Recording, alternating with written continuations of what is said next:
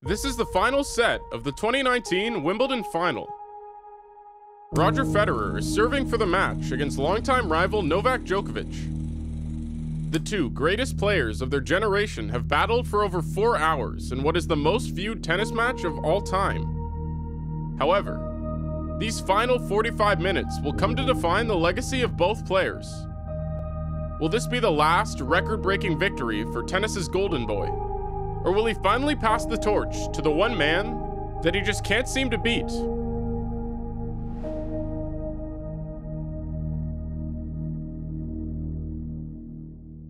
The 2019 Wimbledon Final is the 50th matchup between Federer and Djokovic, and the 5th time they faced in a major final. While Federer holds the advantage right now, historically, it's been Djokovic who's had the edge, especially in finals matchups. But it wasn't always this way. Let's go back to 2001, where a young Roger Federer first made his mark at Wimbledon. The 21-year-old was making his first big push in a Grand Slam, reaching the 4th round where he'd face world number 1 and 7-time Wimbledon champion Pete Sampras. Sampras had won 4 straight Wimbledon titles and hadn't lost a match on grass in 5 years. But Federer outlasted the champion, breaking Sampras in the final game of the match to pull off the upset.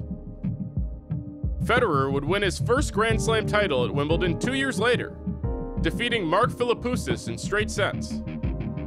This win was the start of a stretch of dominance that the tennis world had never seen before. In the next 5 years, from 2004 to 2009, Federer won 14 of the 24 Grand Slams, including 5 straight Wimbledon and US Open titles during that time. His last win in the stretch came in 2009 against Andy Roddick, with a score of 16-14 in the final set. Federer had already surpassed Pete Sampras for the most Grand Slam wins in the Open era, but he could have had even more. Federer had 3 chances to complete the calendar slam, which is winning all 4 majors in 1 year, but was stopped in the French Open final 3 straight times by his first main rival, Rafael Nadal. The two players traded blows on grass and clay, each winning multiple major titles and defining themselves as the consensus number 1 and 2 in the world. But there was a third rising prospect that was just starting to make waves around the same time: Serbian prodigy Novak Djokovic. Djokovic began challenging Federer and Nadal almost immediately, as the 19-year-old climbed to 3rd in the world rankings in 2007 after multiple great finishes at majors. At the Canadian Open, Djokovic beat 3rd seed Andy Roddick, 2nd seed Nadal, and 1st seed Roger Federer in a row to win his first ever Masters 1000. That same year, he faced Federer in the finals of the US Open, their first of many meetings in majors. Djokovic went up a break and was serving for the set in the first, but Federer saved 5 straight set points before breaking back. He'd take the set in a close tiebreaker and win the match in straights for his 12th major title. But Djokovic avenged this defeat at the Australian Open the next year. He beat Federer in straight sets in the semis and bested Jo-Wilfried Tsonga in the finals to win his first major title. But early on in their rivalry, Federer seemed to have the edge, as Djokovic used to have a very bad reputation as a tennis pro. He had a very short temper on the court, constantly complaining and smashing his racket when things weren't going his way. He was also known for giving up on matches, claiming a sore throat or an illness prevented him from continuing, which many top players criticized him for. Yeah, in a back, and a hip, common cough and cold. So I mean, it's not the guy who's never given up in his career, you know. So that's kind of disappointing to see, you know. Federer and Djokovic would face each other 4 straight times at the US Open, with each match taking place in the semifinals. Federer won the first match in 4 sets, and then followed it up with a straight sets victory in 2009, where he'd hit his infamous tweener shot against Djokovic to set up match point. But their semifinals match in 2010 marked a huge turning point in both players' careers. The match was highly competitive throughout, needing all 5 sets to be decided. In the 5th, Federer held a 5-4 lead and had a double match point on Djokovic's serve. but Novak was able to recover with two beautiful forehand winners to force a deuce. He'd hold on his serve and break Roger the very next game, before closing out the match after a forehand error. Djokovic would lose in the finals to Nadal, but showed a lot of resilience and determination in the match against Federer, something he was not known for at the time. This victory, as well as a major change to his diet, propelled Djokovic's confidence and abilities to new heights. In 2011, Djokovic won 3 of the 4 majors, including his first US Open and Wimbledon title. He started the year on a 41-match win streak and went 10-1 against Federer and Nadal throughout the year. His only defeat came at the hands of Roger at the semifinals of the French Open, but there probably should have been a second. In the semifinals of the 2011 US Open, Federer once again had a double match point in the 5th set, this time on his serve. Federer struck his first serve out wide, but instead of falling back and keeping the ball in play, Djokovic stepped forward and crushed a beautiful cross-court return for a winner. That was good. That was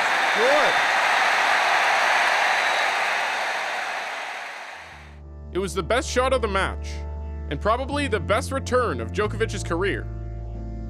He broke Federer after a few more points, and then won 4 straight games to advance to the finals. Djokovic had firmly established himself as the world's best tennis player, and continued his success with another Australian Open win. Meanwhile, Federer had struggled to keep up, losing to either Nadal or Djokovic at almost every major since his last win in 2009. But he got his revenge against Djokovic at Wimbledon in 2012, beating him in 4 sets in the semifinals before claiming his 7th Wimbledon title against Andy Murray. But after this, their rivalry became much more one-sided. Djokovic continued to dominate on every surface, even beating Nadal on clay to end his 5-year unbeaten streak at the French Open. As for Federer, his inconsistent play and a few injuries dropped him down to 7th in the ATP rankings. But Federer found some form again in 2014, where he'd face off against Djokovic for the 2nd time in a major final, this time at Wimbledon. It was another 5-set thriller, with both players elevating their game at key moments. Down 5-2 in the 4th set, Federer broke Djokovic twice in a row and won 5 straight games to force a decider, saving 2 match points in the process. At 5-4 in the 5th, a few costly unforced errors gave Djokovic 2 match points, and a backhand into the net sealed his win after 4 hours. It's Djokovic who claims this classic. This win was the first of 6 Grand Slams over the next 2 years, as Djokovic held the #1 ranking in the world for 122 straight weeks. 2 of these victories came against Federer, including a Wimbledon rematch in 2015 and a US Open final just 3 months later, both won by Djokovic in 4 sets. An aging Federer just couldn't keep up, and anytime he'd make it to a final, there was Djokovic, ready and waiting to spoil his victory. And after a knee surgery that sidelined Federer for over a year, it was looking like the rivalry was finally over, along with Roger's career. But that was far from the case. A 35-year-old Federer remodeled his tennis game heading into the 2017 season. He appointed Ivan Lubicic as his new coach, who forced Roger to improve his backhand. As beautiful as his one-hander was, Federer relied too heavily on his slice, keeping him on the defensive and allowing for his opponents to dictate rallies.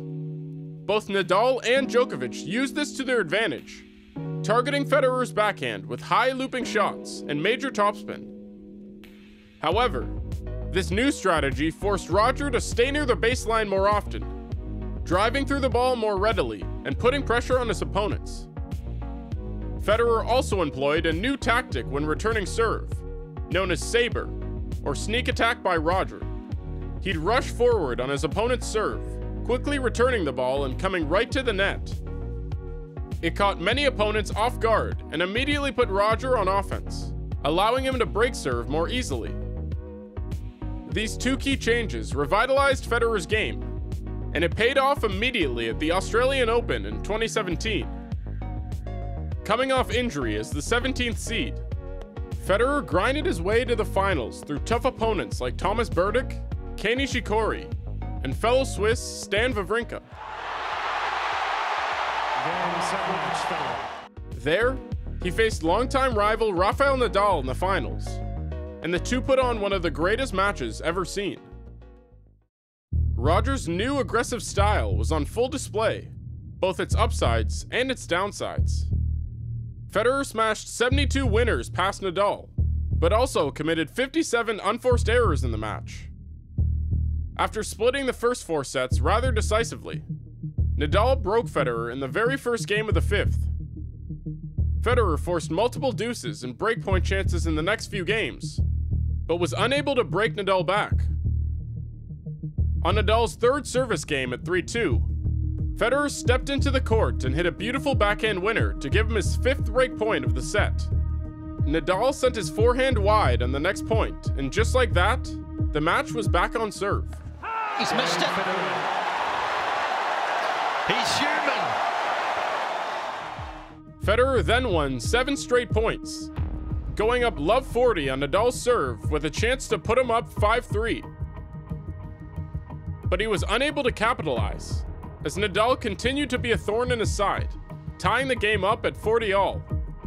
Losing such a big chance in the final set seemed to spell disaster, as the momentum began to swing back in Nadal's favor. The next point would likely decide the trajectory of the rest of the match, and luckily for us, it was one of the best rallies in tennis history.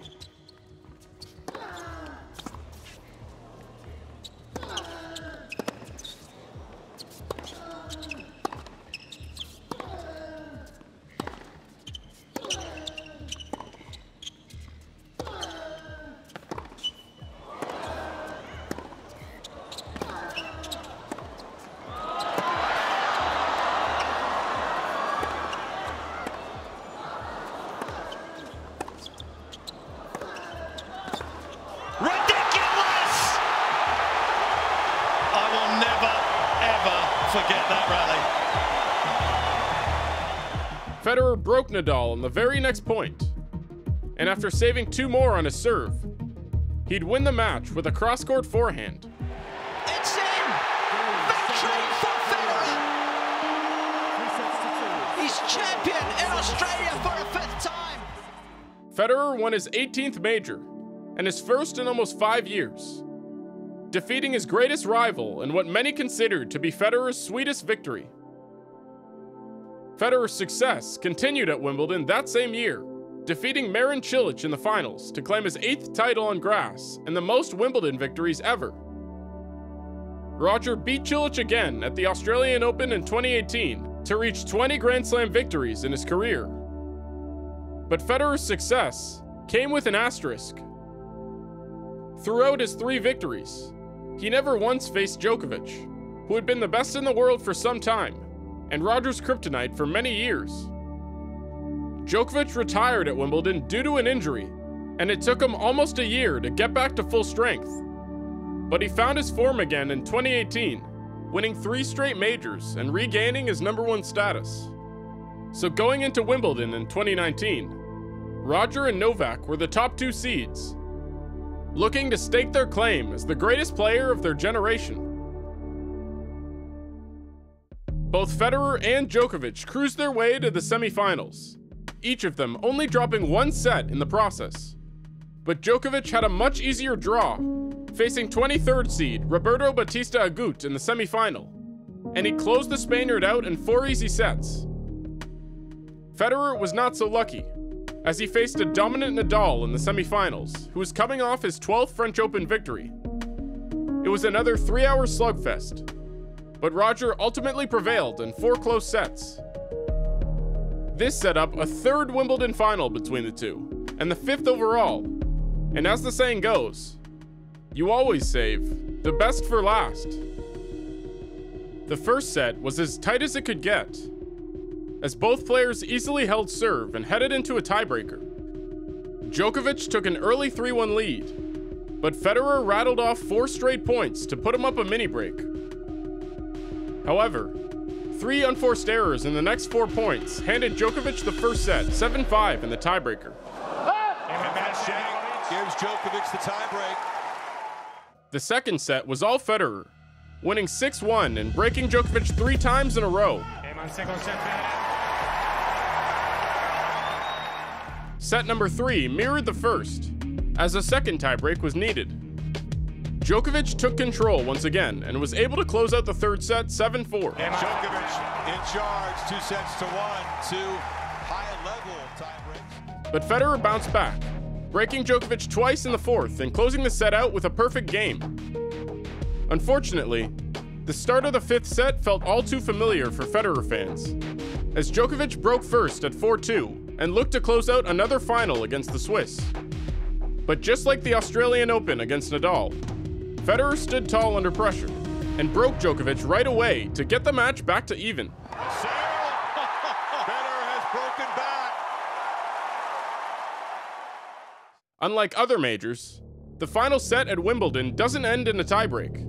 In fact, the match continues until one player is able to win by 2 games. Or at least, that's how it used to be. In the previous year's semifinal, Kevin Anderson beat John Isner 26-24 in the 5th set. It was a match that lasted 6.5 hours, and because of it, Anderson was exhausted for his finals match against Djokovic and lost in 3 quick sets. This prompted Wimbledon officials to make a rule change, as now 5th set matches would go into a tiebreaker if the score reached 12-all. What they didn't know is that this rule change would have drastic consequences only a year later. At 7 games apiece, all looked normal for Djokovic as he took a 30-love lead in the 15th game. But Federer stayed aggressive, winning 3 straight rallies to give himself his first break point of the set. And he took full advantage with a beautiful cross-court winner to put him up 8-7. Federer was serving for the match, looking to end his illustrious career with one more incredible run against a man who stopped him countless times before. Both players looked shaky as the game started, each of them trading unforced errors. But Federer took control with an ace at 15-all and a second at 30-15, giving himself a double match point on his serve for his 9th Wimbledon title. Just one more first serve would surely seal his victory. But he wasted his first match point, as Federer's forehand sailed wide just after the return. But he landed a strong first serve on the second point, needing just one more approach shot and volley to seal the deal. 2 championship points saved. Wow. It was a mirror image of the US Open just 8 years prior, as Djokovic passed Federer with yet another dazzling cross-court forehand. And the nightmare continued, as Djokovic immediately broke back and tied the match back up. The match looked to be headed into the deciding tiebreaker, as Djokovic took a 40-love lead at 11-all. But Federer refused to quit, winning 3 huge rallies in a row, setting up a crucial deuce that gave us yet another incredible point.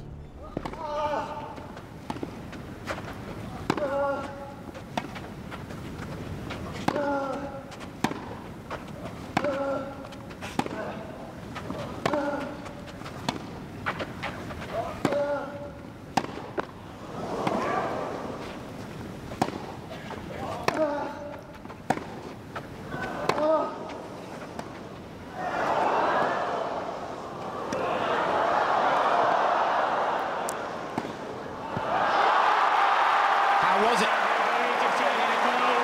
In, out. Confusion consumed the entire arena, as both players seemed to challenge the call that the officials made, which was drowned out by the crowd's cheering. Ultimately, Federer's forehand was in, giving him another chance to break Djokovic, but his slice attempt sailed just wide, and his next break point was quickly put away by the Serb. Djokovic eventually held on, and the match headed into the final tiebreak. Although the match was tied, the writing was on the wall, as Djokovic won his 3rd tiebreak of the match to prevail in the longest Wimbledon final in history. And that's That's it.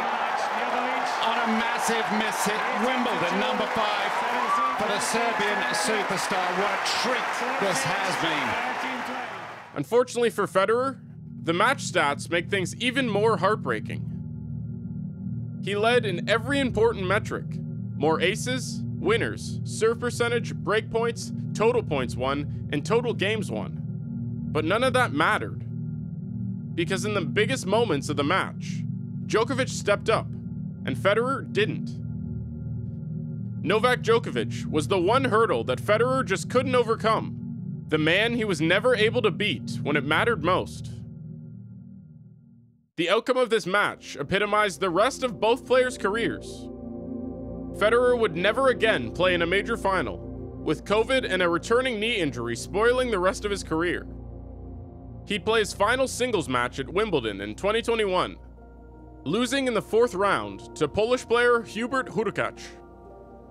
He'd retire the following year at the Laver Cup, playing his last match with Rafael Nadal. As for Djokovic, the Wimbledon win set him up for yet another amazing run of form. The power vacuum left from Federer and Nadal's injuries gave him a prime opportunity to pick up titles.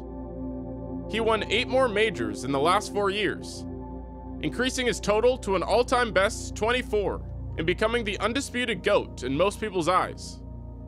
Djokovic continues to dominate even to this day. He's currently seeking his 25th title at Wimbledon this week. Federer and Djokovic's last great duel was a tale of 2 of the best to ever do it.